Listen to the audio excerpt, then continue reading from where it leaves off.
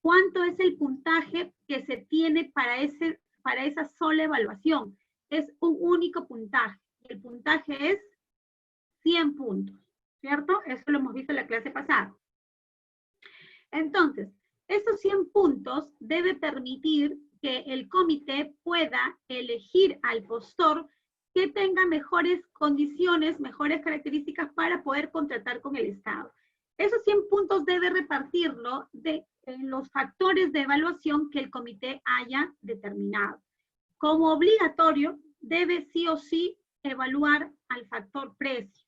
Y la norma establece que al factor precio le debe dar un puntaje mínimo entre 50 a 100 puntos. Por lo tanto, si quiere utilizar otros factores de evaluación, como, a ver, ¿quiénes se acuerdan qué factores de evaluación tenemos en el caso de bienes y servicios? ¿Qué factores de evaluación? ¿Cuál es un factor de evaluación en el caso de bienes y servicios? Plazo. ¿Qué más? Garantías. ¿Qué más? Capacitaciones, ¿sí?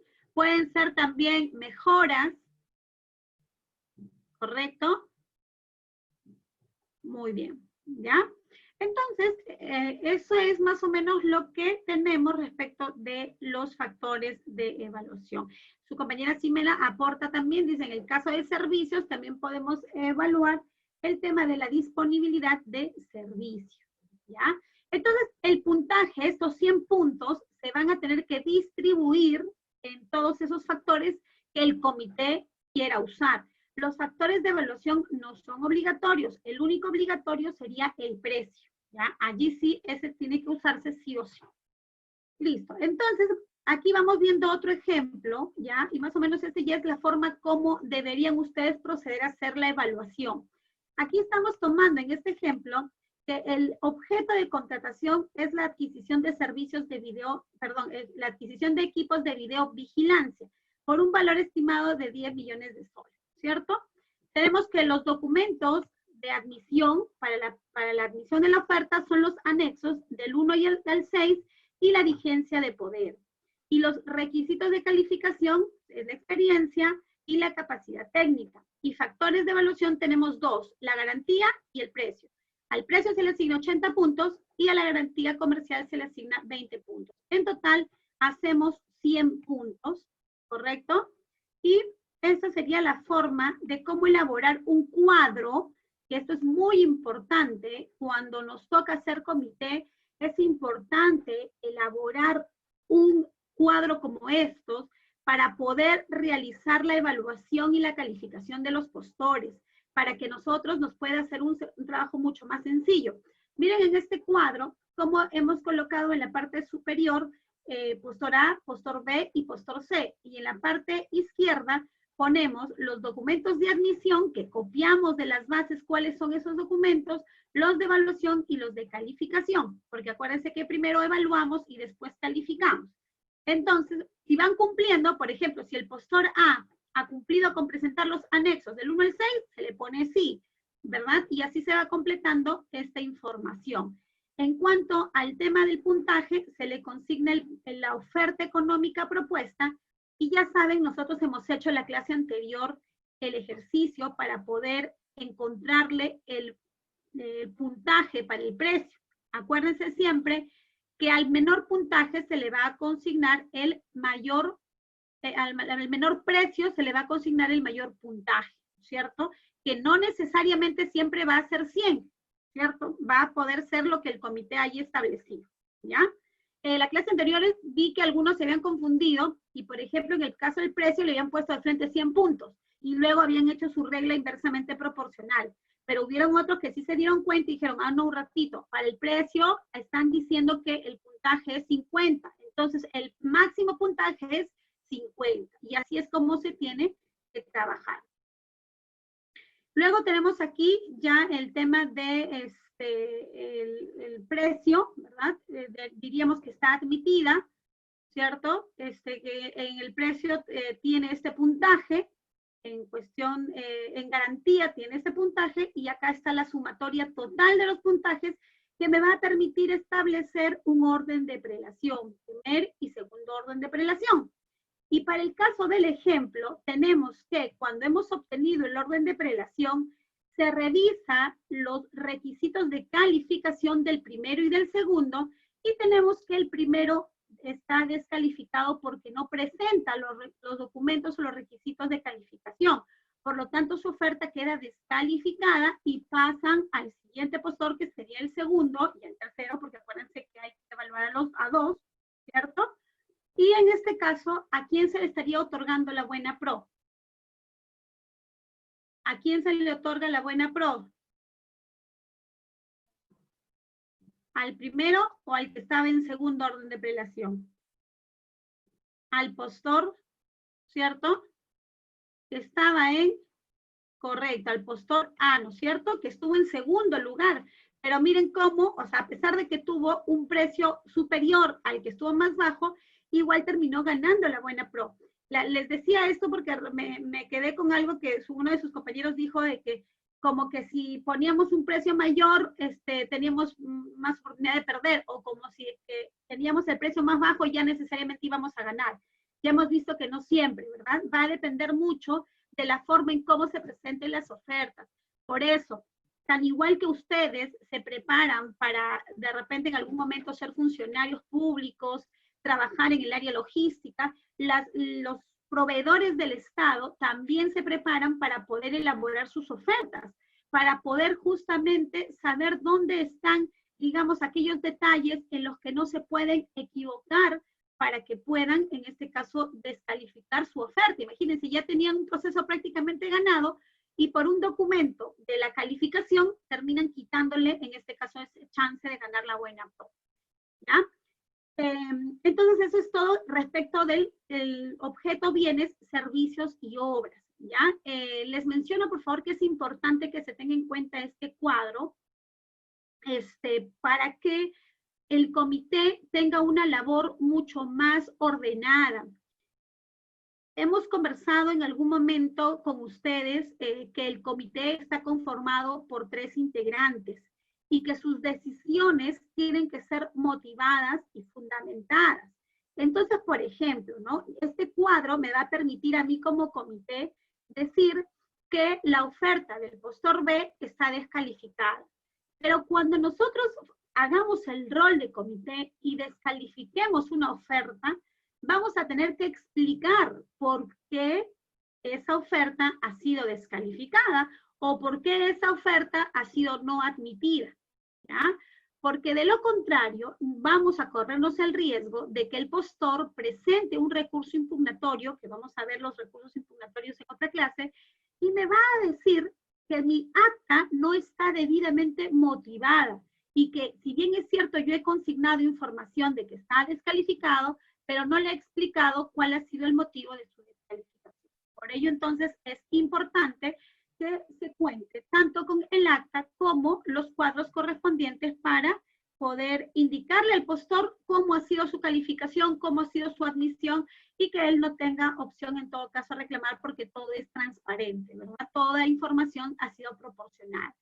Giovanni pregunta, Jimena pregunta primero, basta que no cumplas con algo y ya estás descalificado. Claro, pero hay que precisar que no es con cualquier cosa, sino con algo de los requisitos de calificación. El comité en las bases ha explicado cuáles son los requisitos de calificación y esos son los que tienes que cumplir. Por eso, vamos a imaginar que hayan pedido un requisito de calificación que nosotros no tenemos o que en realidad no deberían pedir. ¿Cuál es nuestra opción para ello? Acuérdense, lo hemos visto en clases pasadas. ¿Qué hago si es que pasa eso? ¿Espero el momento para presentar mi oferta y simplemente no lo presento? ¿O consulto y observo, ¿no es cierto? Consulto y observo. Impugnación no, es consulta y observación, porque la impugnación es un recurso que se presenta después de otorgada la buena pro. ¿Ya? Para los actos antes de la buena pro no hay impugnación.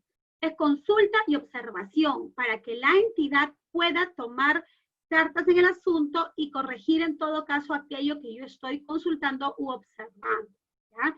Entonces, esa es la forma, ¿no? Hay algunos postores que no revisan todas las bases y después recién cuando van a presentar su oferta es que se encuentran con esos errores y finalmente terminan descalificados, pues, ¿no? Claro que ahí presentan su recurso recursos o apelaciones y pueden tener suerte de que la sala les admita o por último declare una nulidad, o también puede ser que el tribunal diga, ¿sabe qué? Tú no reclamaste en su oportunidad y por lo tanto has consentido esta situación. ¿Ya? Muy bien, entonces terminamos con eso en relación a los bienes, servicios y obras. Ahora vamos a pasar ya a la sesión del día. Acá están. ¿Pueden ver las diapositivas? Sí las ven, ¿verdad? Ya está. Listo, entonces empezamos con este módulo.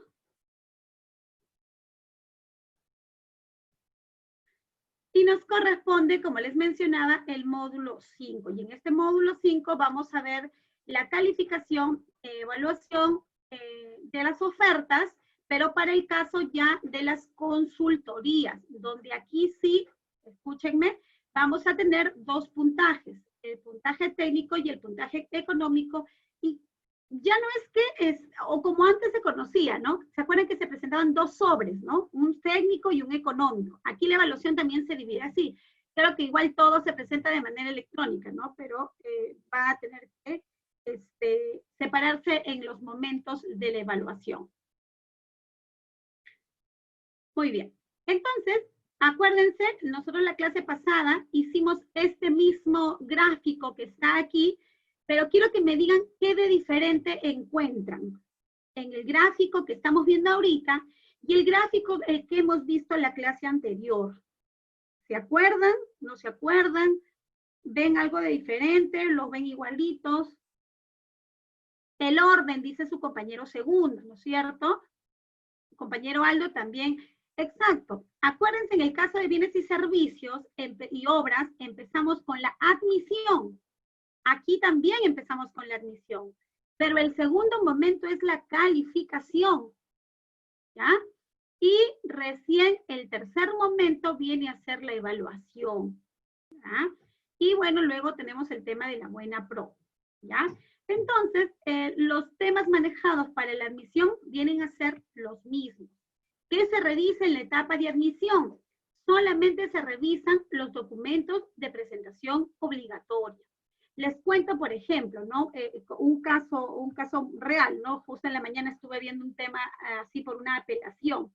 El comité, dentro de sus bases, solicita como documento de presentación obligatoria para acreditar el cumplimiento de las especificaciones técnicas era el alquiler de unos equipos fotocopiadoras multifuncionales. Entonces, le solicita a los postores que presenten una declaración jurada de cumplimiento de las especificaciones técnicas. Resulta que el postor presenta este documento, esta declaración jurada que indica que cumple con todo, pero adicionalmente presenta un folleto de los productos como de la marca como para hacer publicidad, ¿no?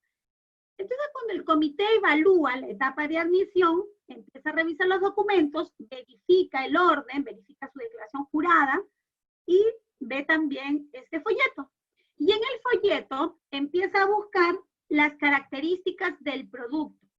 Pero como ustedes pueden saber, no en los folletos no necesariamente aparece toda la información del producto. Aparece una información, digamos, más relevante, o tiene pues otro fin, ¿no? O sea, no necesariamente contiene todas las características. Entonces, lo que hizo en este caso el comité es no admitir la oferta porque indica que el postor no estaría cumpliendo con acreditar el cumplimiento de las especificaciones técnicas y por lo tanto termina declarando la oferta no admitida. Evidentemente, esto, por ejemplo, es causal de una impugnación porque ya se ha presentado la declaración jurada y con eso debería ser suficiente. Más aún cuando la entidad no solicita ningún otro documento para poder acreditar ello, ¿ya? Entonces, solamente debemos verificar eso, documentos de presentación obligatoria que se hayan señalado en las bases.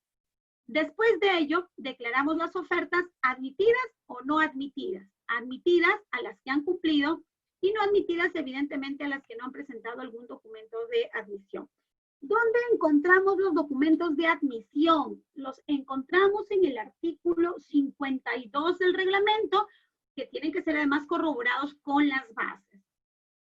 Luego de ello, pasamos a la etapa de calificación. Y en esta etapa, recuerden, se califica solamente esos requisitos. ¿Y a quiénes? ¿Al primer y al segundo lugar? ¿A quiénes? Díganme ustedes, en la calificación. ¿A quiénes vamos a calificar en el caso de las consultorías? A todos, ¿verdad? Porque aquí todavía no sabemos cuál es el orden de prelación. Entonces se tiene que calificar a todos los que hayan admitido la oferta. Se califica y se determina simplemente si cumple o si califica o descalificar. Luego pasamos a la etapa de la evaluación. Y en esta evaluación, la evaluación se divide, como les mencionaba, en los dos rubros. En la evaluación técnica y en la evaluación económica, ¿ya? ¿A quiénes se les va a evaluar? A los postores que hayan sido calificados. ¿A quiénes? ¿Al primer y al segundo? No, a todos, porque ahorita todavía no sabemos en esa etapa cuál es su orden de prelación, por lo tanto se califica a todos los postores cuya oferta haya sido admitida y calificada. Se evalúa entonces, primero, aplicando los factores de evaluación, que pueden ser precio, perdón, no es precio ya, ¿no? Que son otros factores, como por ejemplo, plazo de entrega, los ISOs, lo que hayan consignado, y aparte la evaluación. Aquí hay dos puntos, dos puntajes.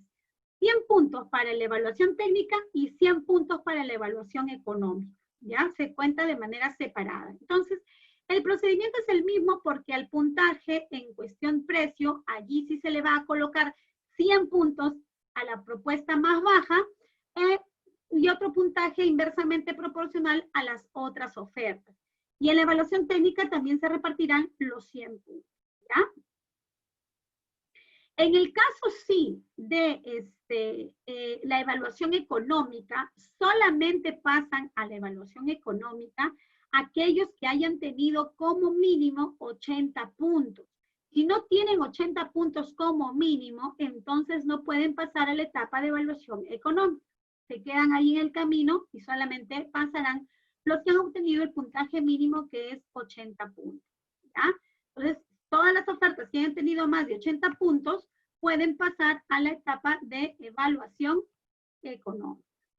Y luego de ello, se puede ya otorgar la buena pro, obviamente verificando que las ofertas económicas se encuentren dentro del rango de lo que la entidad ha propuesto como valor y que se haya verificado lo que establece el artículo 68. ¿Qué establece el artículo 68? El artículo 68 del reglamento nos comenta sobre el rechazo de ofertas. Me explica este artículo que pueden haber dos supuestos o dos momentos por los que la entidad puede rechazar una oferta, que es una situación distinta a estar admitida, calificada, evaluada, pero el rechazo es una situación distinta a estas etapas, ¿ya? Vamos a ver más adelante en qué momentos pueden darse estos supuestos del rechazo de oferta. Pero entonces viene a ser el resumen de cómo se realiza la calificación y la evaluación para las consultorías. Tenemos aquí también a manera de ejemplo que en el caso de admisión de ofertas ya saben que revisamos artículo 52. Cuando a ustedes les digan admisión de la oferta, en su cabeza tiene que estar artículo 52. ¿Y qué es lo que dice el artículo 52? El artículo 52 establece cuáles son los documentos de presentación obligatoria. Son básicamente declaraciones juradas, ¿ya? Básicamente. Que, por ejemplo, la declaración jurada que dice que no ha incurrido en ningún acto de corrupción, que no tiene impedimentos para contratar con el Estado, que conoce y acepta la veracidad de los documentos que está presentando. Eso es para proteger el principio de presunción de veracidad, ¿cierto? Que se compromete también a mantener su oferta vigente. Es esta declaración jurada que presentan los postores en un proceso, la que les hace estar obligados a suscribir un contrato después, porque se comprometen a mantener una oferta vigente a mantener su oferta, ¿no es cierto? Por lo tanto, a suscribir un contrato. Por eso es que después vamos a imaginar que le otorgan la buena pro a un postor y luego el postor no quiere firmar contrato. El día de hoy me comentaba un cliente, doctora, no quiero firmar contrato. Entonces yo pregunto, ¿y por qué? Si todo el mundo quiere firmar un contrato con el Estado, ¿por qué tú que has ganado una buena pro no quieres firmar un contrato? Y me dice que lo que pasa es que se ha equivocado al momento de hacer su estructura de costos y por ahí ha dado un precio muy bajo, que no le conviene. Entonces, lo que yo le digo es que él evalúe qué es lo que le va a perjudicar más, porque el hecho de no firmar un contrato, ¿sí?, va a implicar que la entidad le comunique al Tribunal de Contrataciones que el postor se ha negado a suscribir un contrato y por ende le va a corresponder una sanción.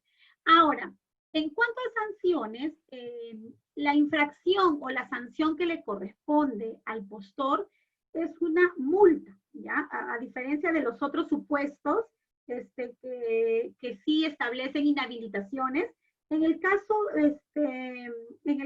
de la infracción que esté referida solamente a la no suscripción del contrato, solamente es una multa, ¿ya? Pero que hay un rango, ¿no?, que se establece. Un ratito. Muy bien. Entonces, se verifica, como les digo, el artículo 52 para el cumplimiento de todos los documentos de presentación obligatoria. Aquí también hay que verificar, la norma establece que se debe verificar que todos los términos de referencia se cumplan, ¿no es cierto? Hay que revisar, en el caso que se presente un folleto, que se presente información, habría que, o ficha técnica, ¿no? Vamos a imaginar que un documento de presentación obligatoria sea una ficha técnica. Una ficha técnica sí es un documento oficial que allí sí debe contener todas las características técnicas de un producto, ¿no? Entonces habría que verificar, en este caso, si es que cumple todo lo que está requiriendo la entidad. En cuanto a la calificación de las ofertas, tenemos que, en el caso de las consultorías en general, se pide la habilitación, ¿sí?, también la capacidad técnica y profesional y la experiencia del postor en la especialidad, ¿ya? Esos son entonces los requisitos de calificación, ¿ya? En el caso de las consultorías de obra, verifica el órgano encargado de las contrataciones para la suscripción del contrato, es decir, que no es necesario que presenten esos documentos para la presentación de la oferta, sino para la suscripción del contrato, ¿ya? Igual, acuérdense que existe en las bases, en cada una de las bases que se va a utilizar, existe un cuadro llamado requisitos de calificación y ahí el comité puede, en este caso, visualizar qué requisitos de calificación se van a utilizar y cuáles no. Les hago una pregunta de uno de los módulos anteriores. ¿Quién determina cuáles son los requisitos de calificación? Para ir preparándonos para su examen final, ¿no? Vayan guardando ustedes las preguntas.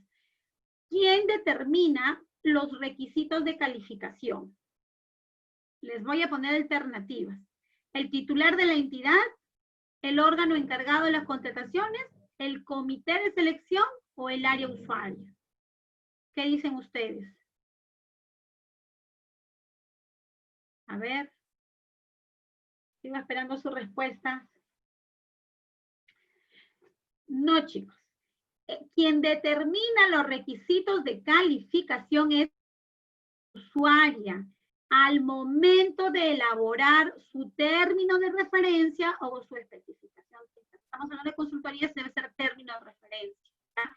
El área usuaria, entonces, al elaborar su término de referencia, ¿cierto? Lo que pasa es que el comité, al momento de elaborar las bases, va a trasladar del término de referencia a las bases cuáles son esos requisitos de calificación.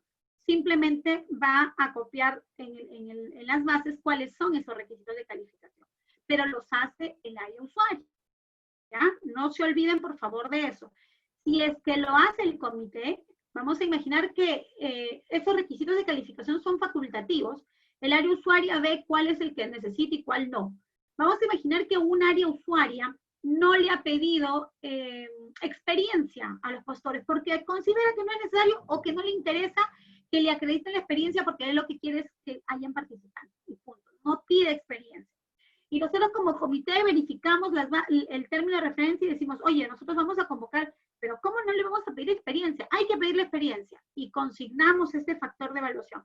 Esas bases son nulas, porque nosotros como comité no podemos modificar de oficio las bases. Y si el área usuaria no lo ha solicitado, por lo tanto no podemos pedir, ¿ya? Solamente lo establece el área usuaria. Otra pregunta entonces, en esa misma línea. Y en relación a los factores de evaluación, ¿quién determina cuáles son los factores de evaluación? Y les doy las mismas alternativas. El titular de la entidad, el órgano encargado de las contrataciones, el comité de selección o el área usuaria. Ahora estamos hablando ya no de requisitos de calificación, sino estamos hablando de factores de evaluación. ¿Quién los determina? Muy bien, chicos. El comité de selección. Allí sí el comité es autónomo de decidir cuál factor va a consignar en las bases. El único obligatorio va a ser el precio. Y por allí, en algunos casos, cuando utilice, por ejemplo, el tema de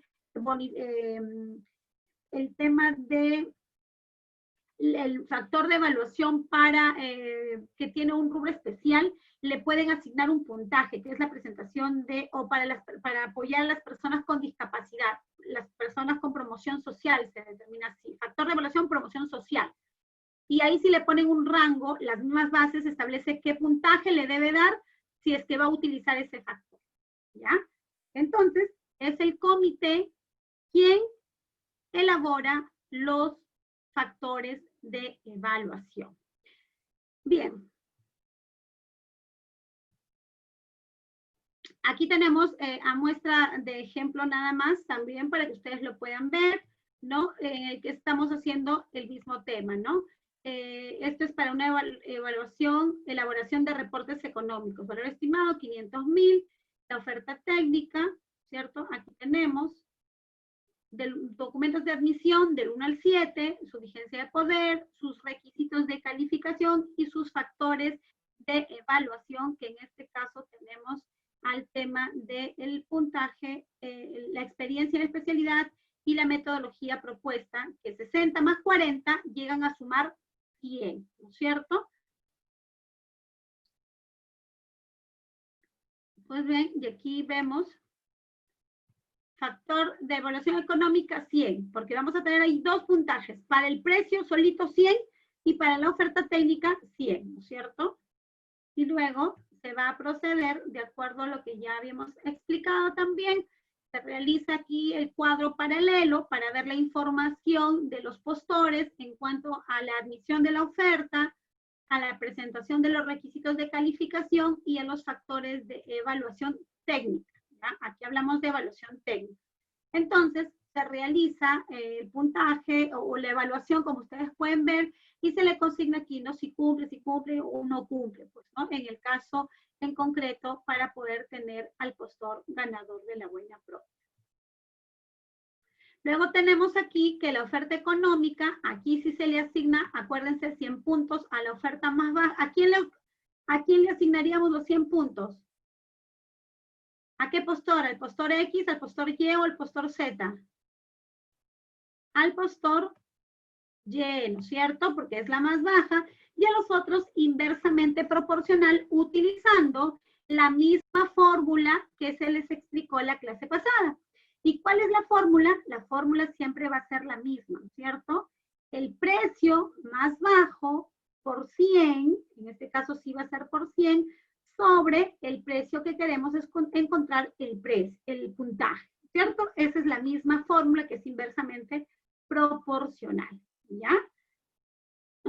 Muy bien. ¿Hasta aquí alguna pregunta respecto de lo que es la evaluación y la calificación? Entonces aquí ya juntamos las dos evaluaciones, porque recuerden que ha habido dos evaluaciones. Ha habido la evaluación técnica y la evaluación económica.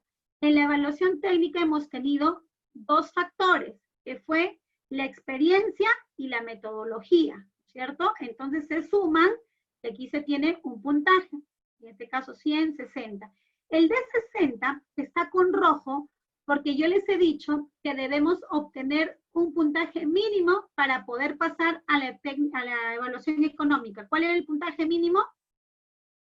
Les dije hace un momentito, 80, ¿no es cierto? Entonces, como este postor ha tenido 60, simplemente su evaluación o su oferta ya no puede continuar con la evaluación y solamente se va a evaluar económicamente a las otras dos ofertas. ¿Ya?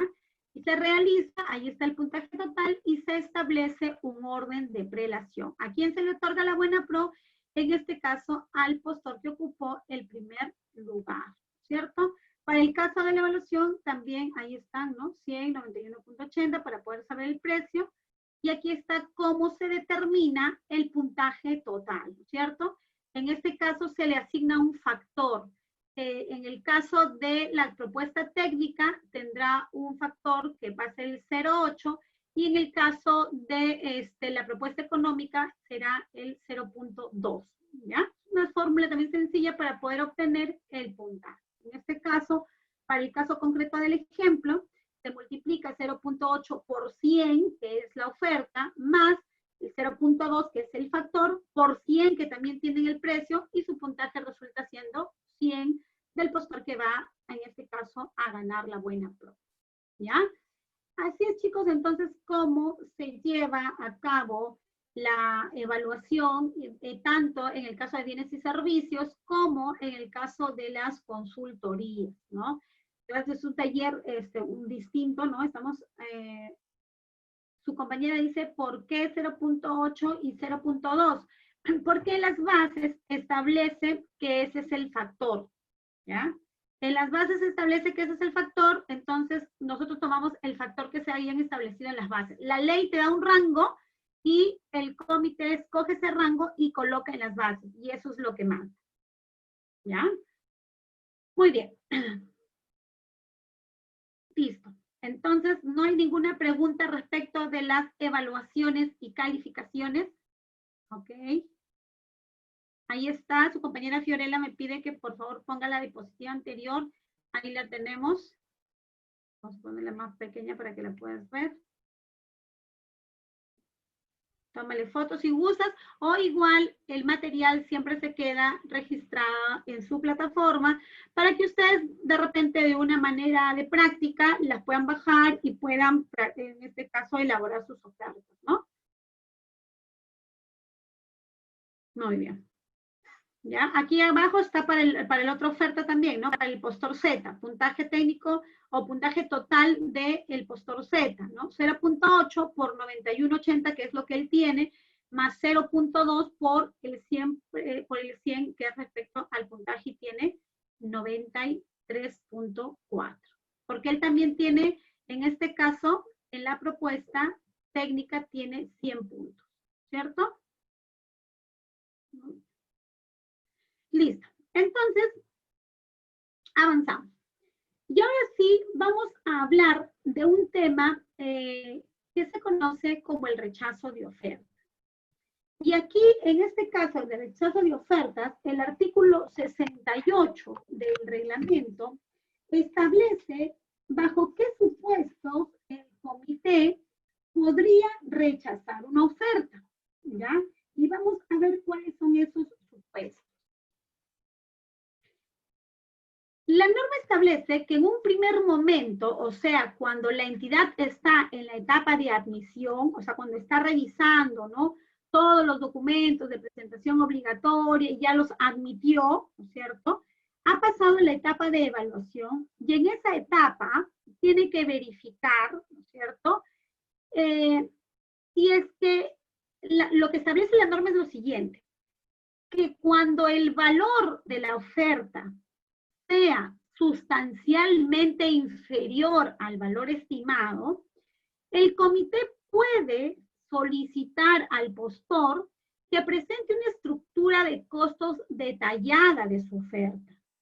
Y en el supuesto de que este comité advierta que no existe algún elemento o algún componente necesario para esa estructura, puede entonces tomar la decisión de rechazar la oferta. La norma establece que es el comité quien puede darle una proforma o un formato para que el postor pueda elaborar esa estructura de costos de su oferta.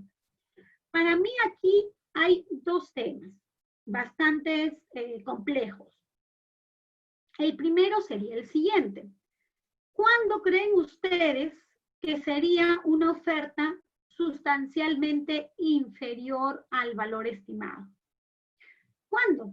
Porque déjenme decirles que yo he visto ofertas o que yo he visto procesos de selección, procedimientos de selección, donde, por ejemplo, el valor estimado para ubicarnos era 100 y el postor ofreció 80 y no le dijo nada. Para el comité eso no fue sustancialmente inferior.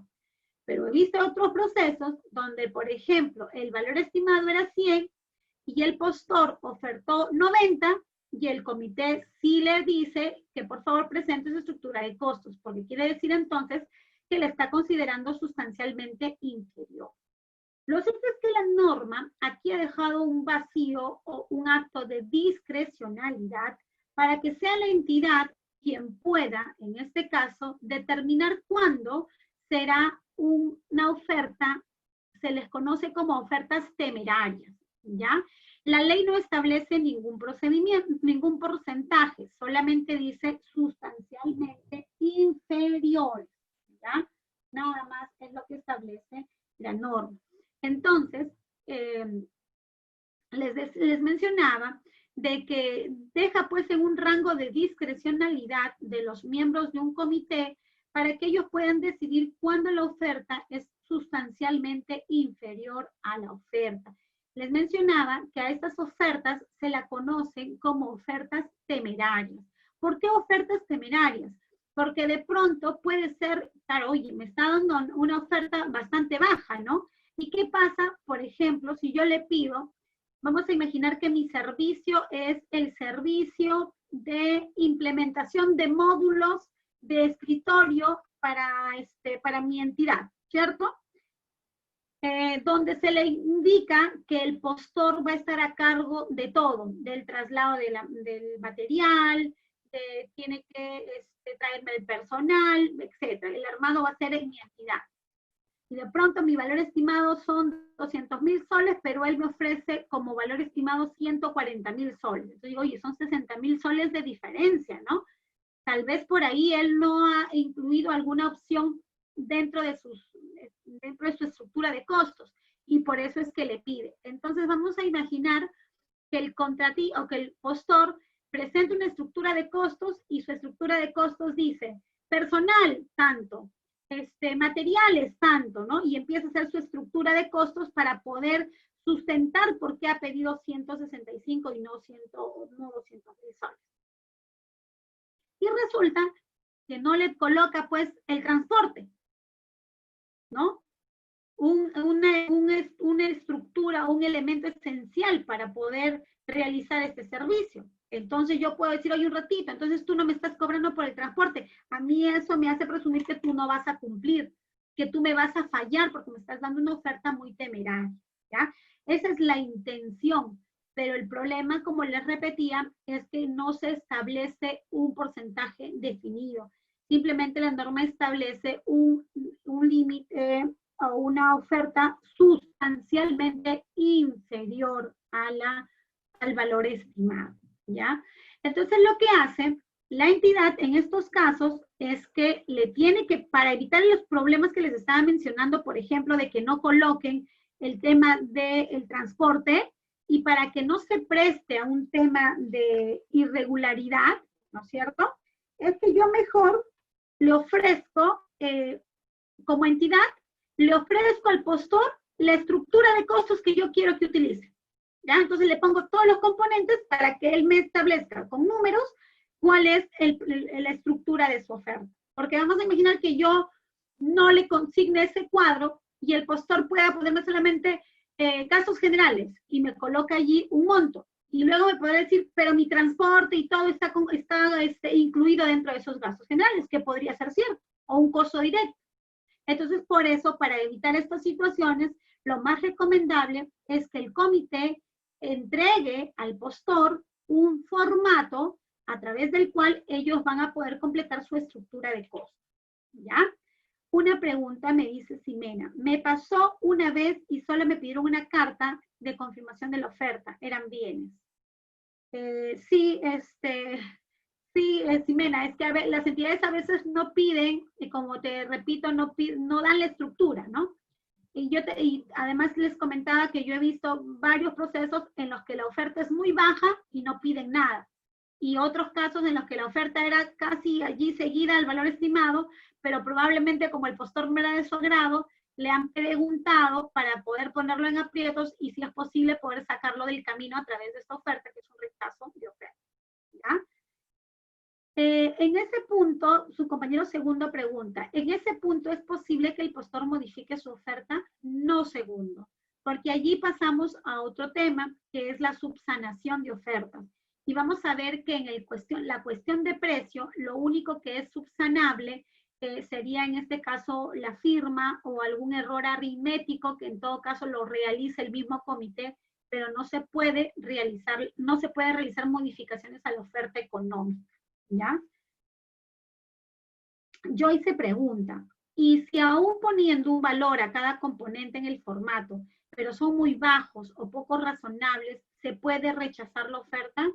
Sí, Joyce, porque finalmente esto de aquí es, como les decía, es una herramienta que se ha dejado justamente para la discrecionalidad, ¿ya?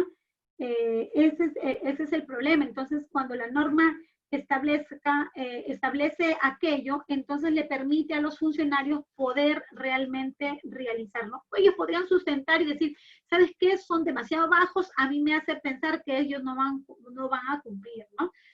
Claro que ante eso, luego el postor tiene la oportunidad de presentar un recurso de apelación. Tendría que esperar que se otorgue la buena pro para poder impugnar, en este caso, ese rechazo de oferta, ¿ya?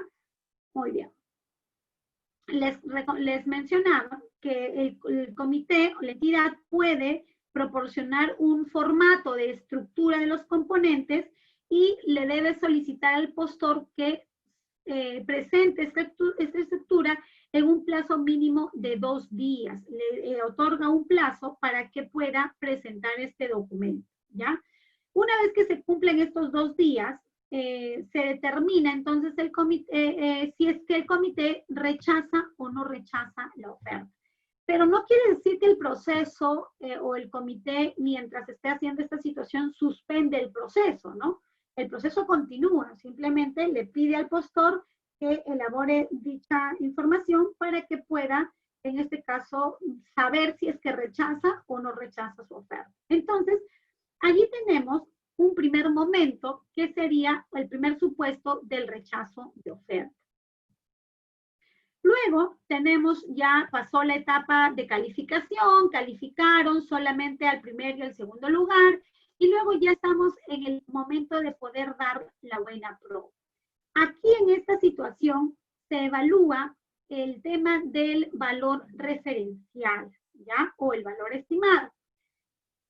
Cuando establece la norma que este supuesto es cuando la oferta económica supere al valor estimado o al valor referencial, ¿ya?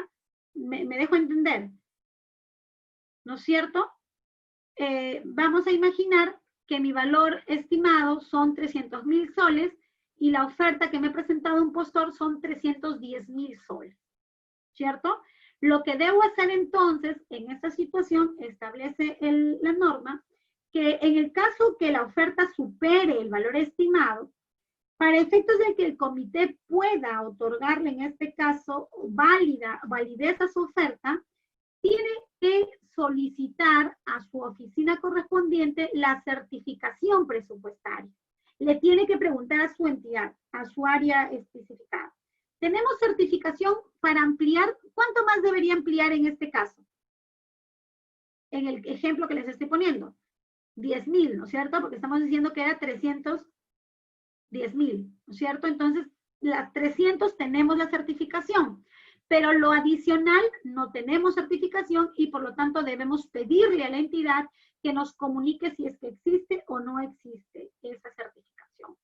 La entidad, en este caso, el área correspondiente, tiene el área de contabilidad tiene, o tesorería, tiene un plazo de 5 días para poder informar si es que se cuenta o no se cuenta con esa certificación presupuestal.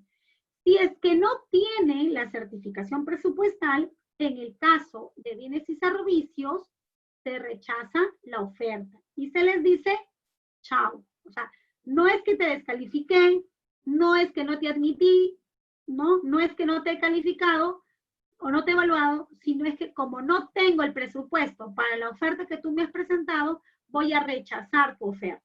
Y los pueden sacar del proceso.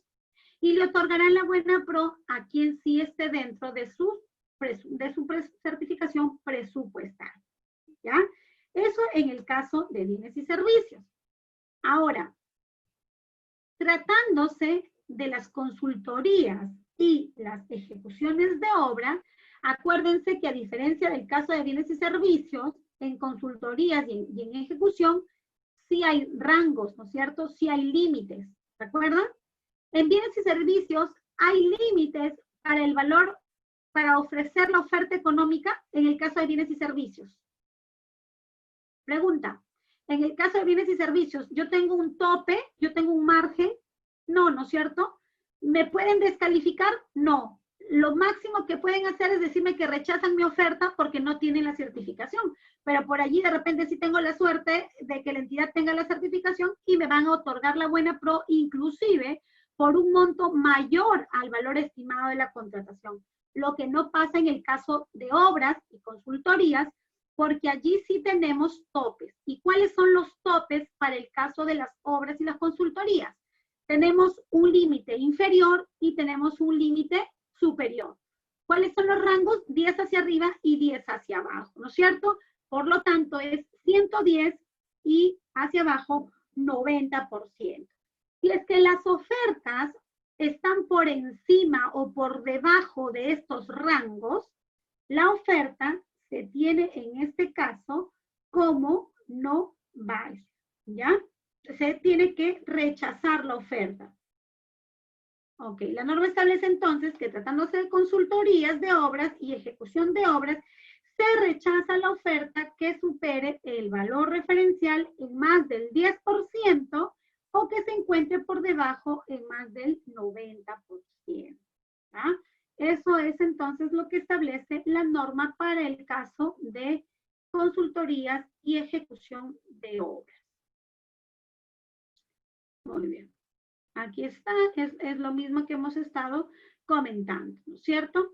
Adicionalmente, en el caso de obras, podría pasar que lo siguiente, como si tenemos un rango permitido, llamémoslo así, que es el 110, o sea, que es ese 10%, va a pasar de que puede ser que la entidad no tenga el presupuesto. Entonces, el procedimiento va a ser el mismo. Va a preguntar el comité a su oficina de tesorería si es que se tiene ese 10% adicional para poder otorgarle la buena pro. Si es que la oficina de tesorería dice que no tiene presupuesto, a diferencia de los bienes y servicios, en el caso de obras, el postor sí puede aceptar reducir su oferta. El postor sí puede decir, ya, entonces, ¿sabes qué? Me quedo con el 100% o con el 105, no sé, con lo que tenga. Pero sí puedo y tengo la opción de poder reducir mi oferta en el caso de obras. Lo que no pasa en el caso de bienes y servicios, la norma no lo ha contemplado así. Entonces, en el caso de obras, sí da la posibilidad de que si la entidad no tiene el presupuesto, el postor pueda reducir su oferta. Pero si el postor no acepta reducir su oferta, entonces su oferta también se tendrá por rechazada porque justamente no se cuenta con el presupuesto. ¿Ya? Eso es entonces, en resumidas cuentas, lo que procede para el caso de el rechazo de ofertas. Acordémonos que este tema de rechazo de ofertas también se puede aplicar para el caso de la subasta inversa electrónica cuando corresponde. ¿Ya? ¿Alguna pregunta entonces hasta aquí en relación al rechazo de las ofertas? Igual, al ser un acto de discrecionalidad, este rechazo de ofertas, el comité está en la obligación de fundamentar y motivar por qué está rechazando la oferta, ¿ya? Tendrá que informar claramente, ¿no? En el supuesto que le preguntaba a su compañera, pero entonces puede ser que le pida la estructura de costos y el comité diga, no, igual no me convence. Sí, puede ser posible, pero tiene que sustentarlo, ¿no? Tendrá que explicar por qué no le convence, o sea, qué es lo que hace que esa oferta para ellos como comité no sea válida y tomen la decisión de rechazar. Entonces siempre tendrá que ser fundamentado y motivado. Espero entonces, chicos, alguna pregunta en relación al rechazo.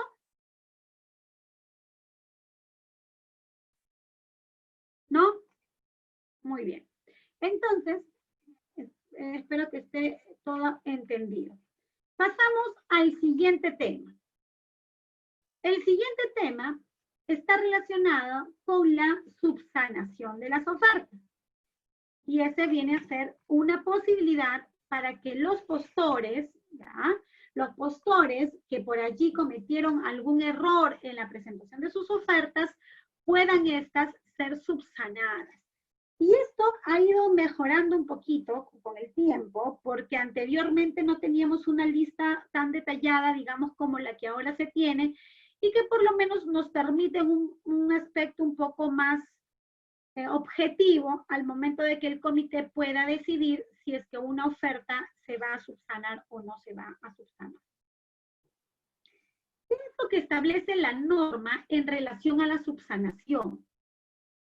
El artículo 60 del reglamento literalmente establece lo siguiente, que durante el desarrollo de la admisión, evaluación y calificación, el órgano a cargo del procedimiento solicita a cualquier postor que subsane alguna omisión o corrija algún error material o formal de los documentos presentados, siempre que no alteren, ¿ya?, el contenido esencial de la oferta.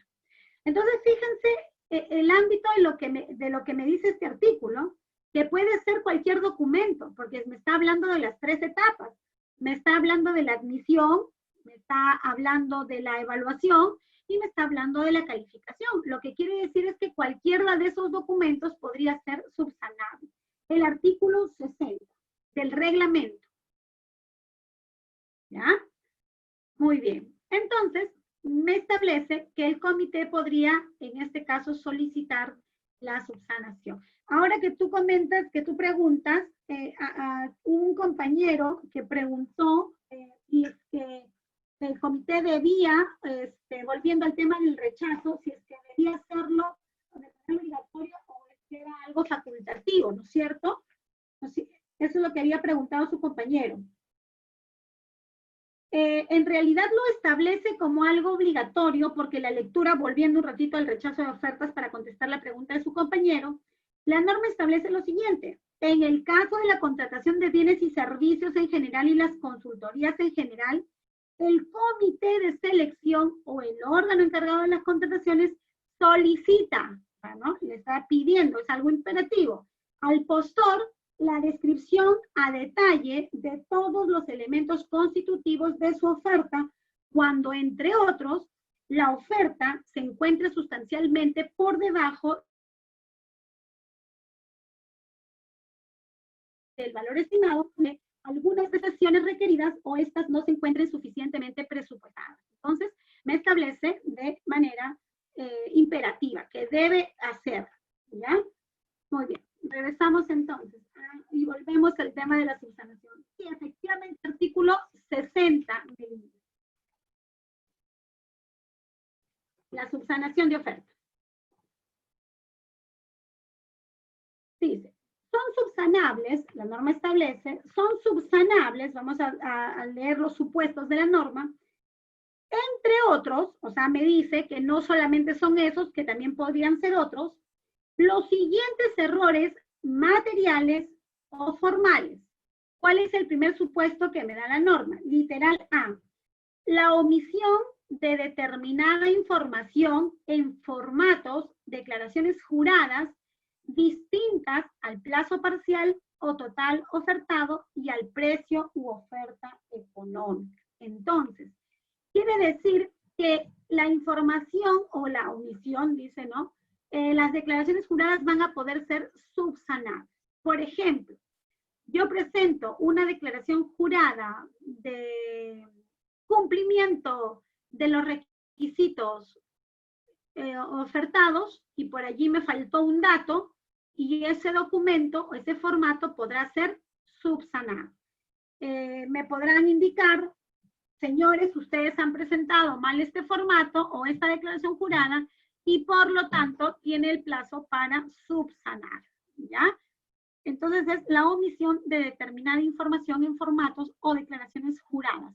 Pero lo que sí me deja claro es que lo que no se puede modificar es la declaración jurada relacionada al plazo que estoy ofertando, ¿ya? O al precio. Eso sí no puede ser modificado. En cuanto a el siguiente literal o el siguiente supuesto para la subsanación.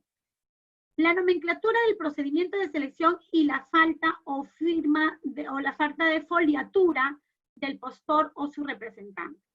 Sabemos que como regla, todas las ofertas deben ir firmadas y foliadas por, en este caso, firmadas por el representante y también deben ir foliadas, ¿no es cierto? Del 1 al número que tengan las ofertas.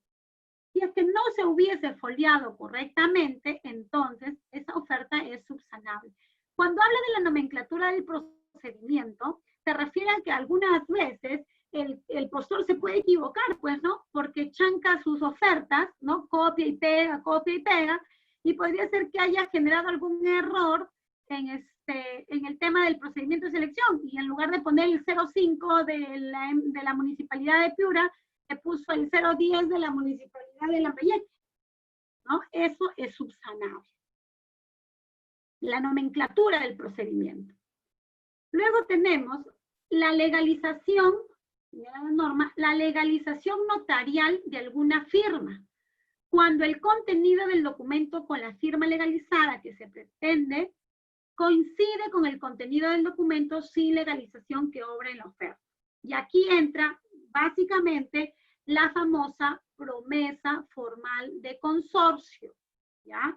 Porque para ser consorciados se presenta una promesa de consorcio que debe estar legalizada. Pero ¿qué pasa si la presentan sin legalizar? Eso es subsanable. Siempre y cuando el contenido que tú me hayas presentado en esa declaración, en esa promesa de consorcio, que no está con firmas legalizadas, el contenido sea el mismo de la que tú me vas a presentar con firma legalizada. Es decir, que no se haya cambiado nada. No puedes cambiar datos, no puedes cambiar a los participantes, no puedes cambiar los porcentajes, etc. Tiene que ser la misma que tú me presentaste, pero con la legalización. Ese es el único supuesto.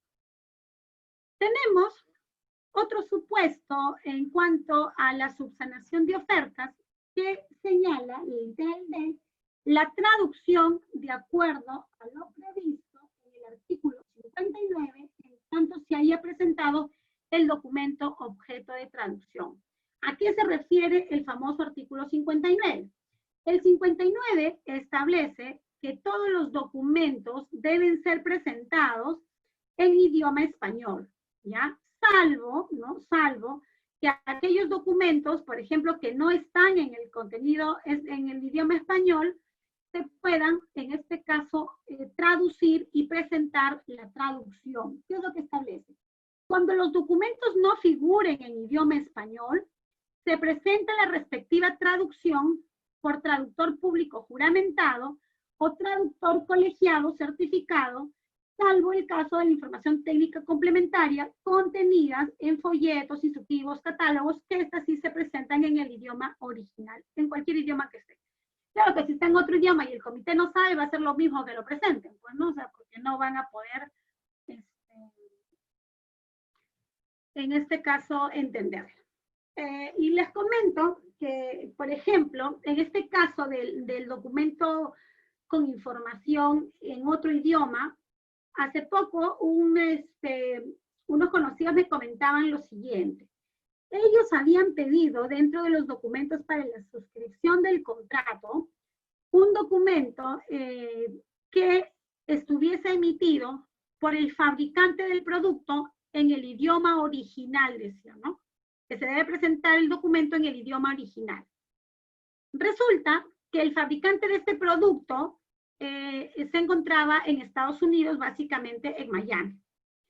Entonces, cuando el contratista que ya había ganado la Buena Pro le pide al fabricante que le emita una carta, el fabricante le emite la carta en idioma español, porque en Miami dice, evidentemente se habla el idioma español, y porque además su cliente estaba en América Latina, Perú, y por lo tanto consideró pertinente emitirle ese documento en idioma español. Resulta que cuando lo presenta la entidad le ha dicho que rechaza ese documento, que no lo valida, porque no está en el idioma original o en el idioma original del país donde ha sido emitido, que son cosas distintas, ¿no? Porque lo que establece la norma es que sea del documento original, o sea, como fue, tal cual como fue emitido. Si su original está emitido en español, tengo que presentarlo en español. Pero si su original está emitido en otro idioma, tendré que presentar en este caso la traducción, ¿no? Porque ha habido una traducción. Si no, no sería necesario. Pues bien, este literal se refiere a que en efecto puede entonces subsanarse cuando yo haya presentado el documento pero original, pero no haya acompañado su traducción. Podría subsanar.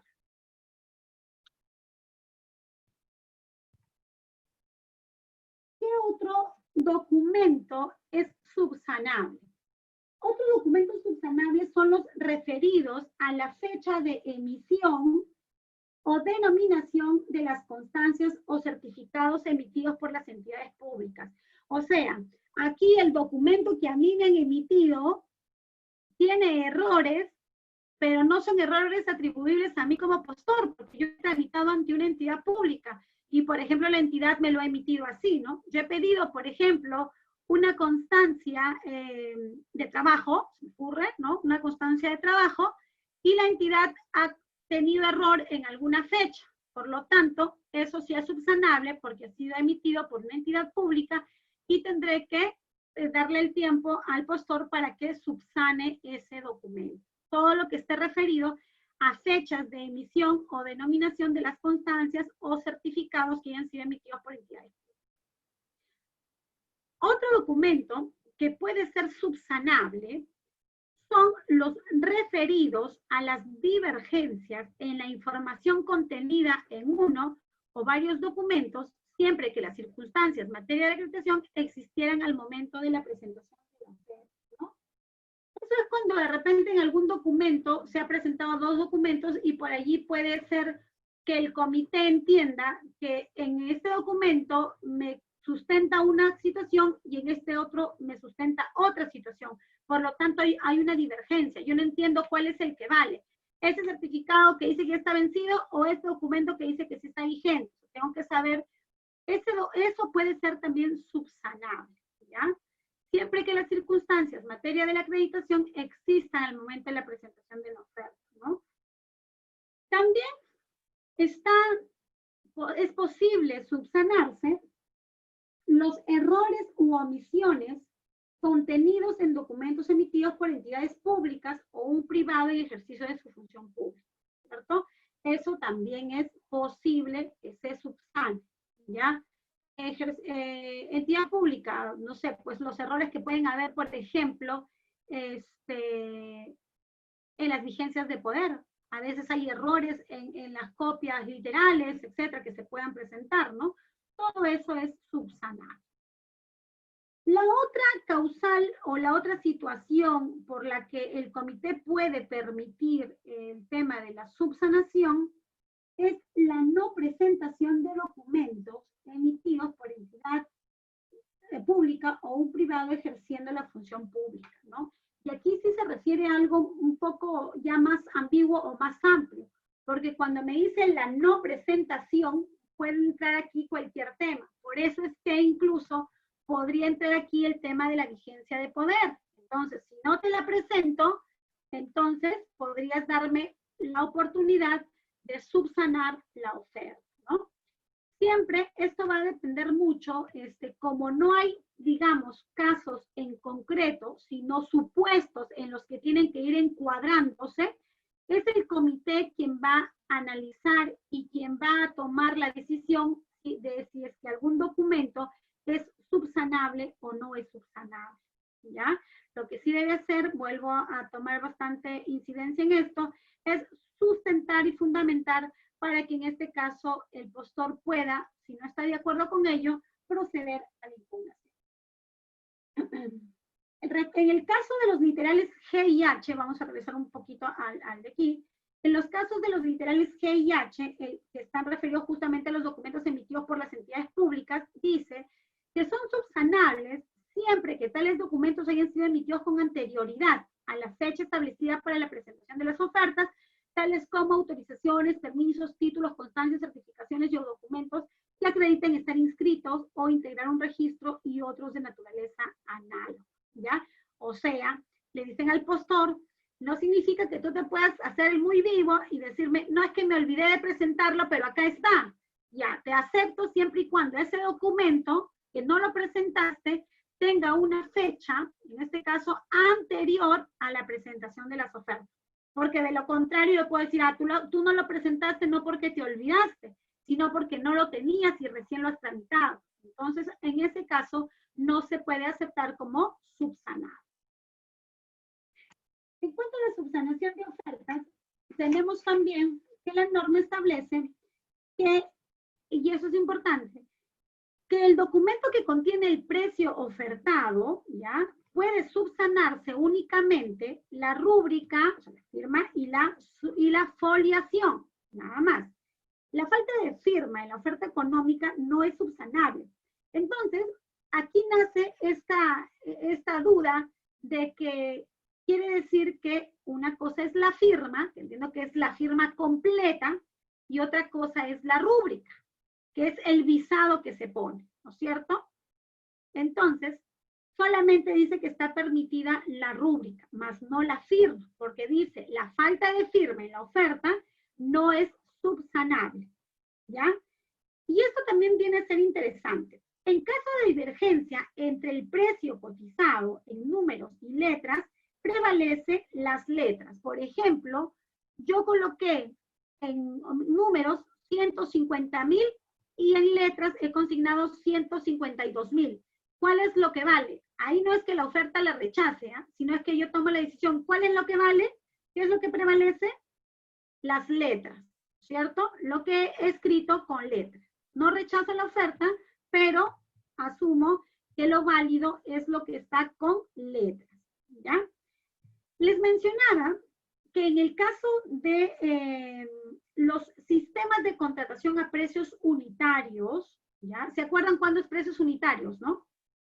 Cuando la entidad tiene, en este caso, no conoce con exactitud las cantidades de lo que va a contratar y por eso le pide al postor que me ofrezca un precio unitario por cada producto o por cada servicio, ¿cierto? De forma tal que la multiplicación o la suma pueda hacerme a mí obtener un valor total de la contratación. Entonces, ¿qué es lo que señala la norma respecto a la subsanación? Me dice que en aquellos casos en los que el comité, solamente en los casos de precios unitarios, observe algún error, ¿ya? Advierta error aritmético, ¿ya? Corresponde al comité corregirlo. ¿Y cuál es un error aritmético? Por ejemplo, para hacer un ejemplo muy sencillo, he puesto mascarillas, ¿ok? Precio unitario 5, ¿ya?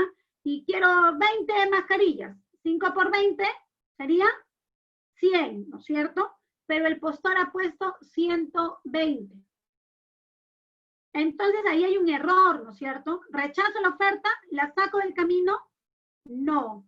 Lo que voy a hacer es corregirlo y borraré el 120 y colocaré con mi numerito 100, porque esa es el error, en este caso aritmético, que está haciendo por la multiplicación. ¿Ya? Entonces puede ser, el error aritmético puede ser la suma o la multiplicación, ¿cierto? Su compañera Marisa pregunta, ¿se puede subsanar en estructura de costos en caso haya error en la suma?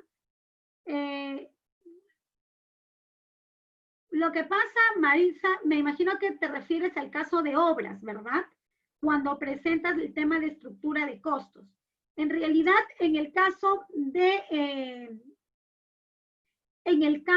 la oferta, solamente se va a calificar esa oferta económica que se presenta, ¿no? ¿Sí? Para que puedas ver cómo haces la evaluación. Acuérdate que en el caso de obras, aparte de la estructura de costos que se presenta el formato que en este caso puede ser el anexo 10, que es la oferta económica, y allí se establece solamente un cuadrado donde se pide la información del gasto general, de la utilidad, del costo directo, del IGB, y luego se suma ella. En esa parte se debe realizar el tema de la corrección. Aunque en este caso, si es que formase parte de la oferta, yo considero que inclusive podrían revisar. Ahora, el asunto con la estructura de costos, Maritza, en el caso de obras, es que como sabemos, como hay tantas partidas, es muy difícil que coincidan con exactitud el tema de los montos. Por eso es que solamente se va a resumir en ese cuadro resumen que se presenta en la oferta económica para poder tener los datos generales, costo directo, gasto general, utilidad, el impuesto y el total de la oferta económica, ¿ya? Allí debe hacerse ese caso de la subsanación en caso exista un error aritmético. Muy bien. Eso entonces es lo que establece la norma respecto a la subsanación de ofertas. Cuando se requiera la subsanación de las ofertas, la oferta continúa vigente para todo efecto a condición de que sea subsanada, y el plazo para la subsanación es un plazo de 3 días hábiles, ¿ya? Y la presentación de la subsanación ahora puede, en este caso, presentarse de manera electrónica, la subsanación de esas ofertas.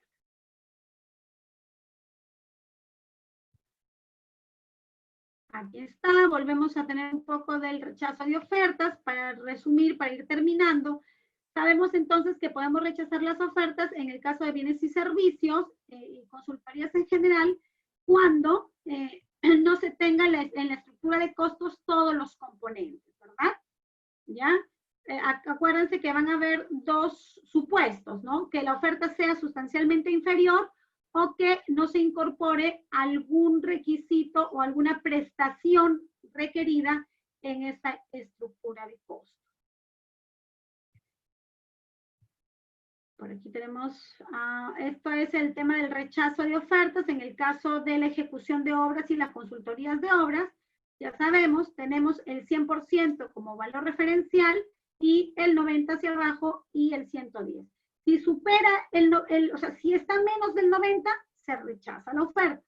Si está más del 110, se rechaza la oferta. Si está entre el 100 y entre el 110, ¿qué se realiza? ¿Qué actuación se realiza si es que la oferta estuviera entre el 100 y el 110? A ver, los leo.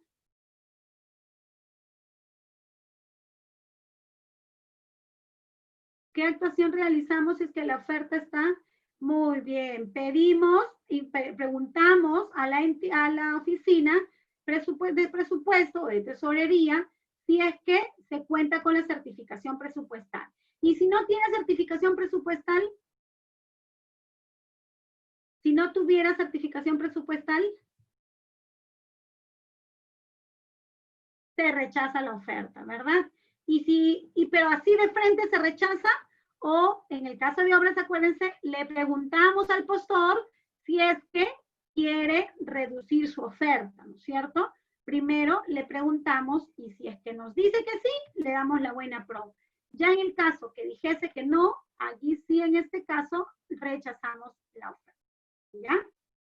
Sí, siempre, eso es lo que se suele hacer en el caso de obra. Si no acepta, bueno, ahí sí recién se puede proceder a rechazar la oferta, ¿ya?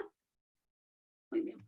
Aquí en esta lámina, para ir terminando, les he puesto algunas resoluciones del Tribunal de Contrataciones del Estado para que de repente a ustedes les pueda servir como ayuda, de repente para la presentación de sus recursos, etc., ¿no?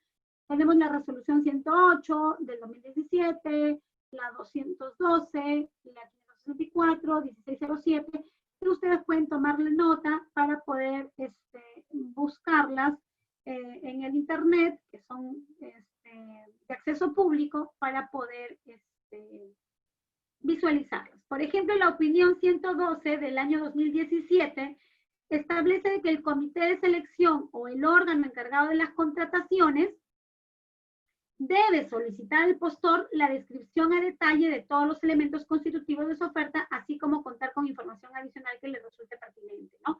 Estableciéndose, no, como te digo, Víctor, no hay un rango que se haya establecido para las ofertas temerarias. Eso va a depender de la discrecionalidad de cada una de las entidades, ¿no? Dependiendo de cuál sea su criterio. Muy bien. No sé si tienen alguna consulta, alguna pregunta. Tenemos también en la siguiente lámina ya no resoluciones, sino opiniones. En el caso, la opinión 135 del OCE, también que menciona el tema de la subsanación. Muy bien. ¿Alguna pregunta, alguna consulta que tengan de estos temas que hemos tratado el día de hoy? Subsanación de ofertas, rechazo de ofertas, o de la evaluación y de la calificación de las ofertas que hemos también visto, ¿no? No sé si tienen alguna duda. Listo, chicos. Entonces, si no hay dudas, entiendo. Ya. El plazo para la subsanación, ¿a partir de cuándo se toma? Desde que se le notifica a través de la plataforma. Por si acaso, es un punto importante, Maritza. Acuérdense que nosotros hemos visto y hemos dicho cuál es el único medio de notificación oficial en el proceso. ¿Cuál es el único medio para las notificaciones? El único medio válido y que dijimos que prevalece sobre cualquier otra. La plataforma del SEACE, correcto. Así es que el postor no debe esperar que le llegue una cartita esperando que le pidan subsanar, porque tiene que estar revisando la ficha del proceso de selección una vez que ha presentado su oferta, porque allí mismo le van a notificar que subsane, o a través de su bandeja del RNP, le van a pedir que subsane la oferta. Una vez que han enviado, ahí le dicen, ¿no? Ya te envié y se entiende que ya está notificado y tendrá solamente 3 días, que es lo que tiene, para poder subsanar esa oferta o los días que le haya dado. Puede ser que le den menos días, puede ser que le den 2, ¿no? Porque la oferta señala que no puede exceder los 3 días, ¿ya? Revisar la plataforma del SEACE, correcto. De la ficha del proceso, el mismo procedimiento, ¿ya? Muy bien. Listo, muchachos. ¿Alguna otra consulta? Si no, damos por concluida la clase. Bueno, espero, como siempre, como todas las clases que tenemos, espero que haya podido un poquito aclarar o contribuir para el tema del conocimiento de la contratación pública de ustedes y que haya sido pues un jueves productivo también, ¿no? Nos vemos entonces el día lunes con la siguiente sesión. ¿Listo, chicos? Buenas.